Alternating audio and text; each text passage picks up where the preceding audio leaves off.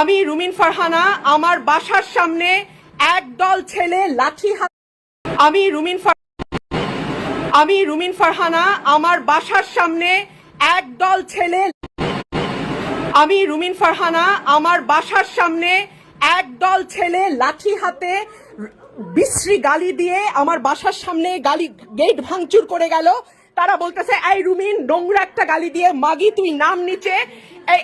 এক্ষুনি আমার বাসার সামনে গেল। আপনারা এলিফ্যান্ট রোডে আসেন, আমি আমার মার সঙ্গে একা থাকি।